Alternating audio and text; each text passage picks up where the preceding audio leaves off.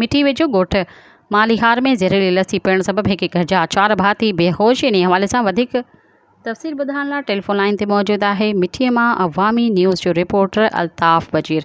जी अल्ताफ़, छा तफ़सीलात नागरिक कचो? जी बिल्कुल, मिठी वेझो ॻोठ मालिहार बजीर में ज़हरीली लस्सी पीअण सबबि हिक ई घर जा 4 भाती बेहोशी जी इतला मिलण ते 1122 पेची बेहोश थी वियल भातियुनि खे डिस्पेंसरी मालिहार मुंतकिल कयो वियो आहे, जिते गवर्नमेंट डिस्पेंसरी मालिहार में इलाज हलंदड़ बेहोश थी वियल फातिमा ज़ाल यामीन, जमियत ज़ाल अयूब निंगरी, रुज़ीना ऐं सरिया बजीर शामिल आहिनि। उते जे GUI जे जनरल सेक्रेटरी हाफ़िज़ अब्दुल करीम बजीर सां मुंहिंजी फ़ोन ते ॻाल्हि ॿोल थी आहे त उनजो चवणु आहे त 4 भातियुनि मां हिकु निंगर रुज़ीना धी अयूब घणी तबियत ख़राब हुजण सबबि मिठी सिविल अस्पताल रेफर कयो आहे। ज़हर इलाज हलंदड़ आहे। जी महिरबानी तफ़सीलात खां आगाही ॾियण लाइ। सब्सक्राइब कयो अवामी न्यूज़ HD खे ऐं ताज़ा तरीन ख़बरुनि लाइ ॾिसंदा रहो अवामी न्यूज़ HD।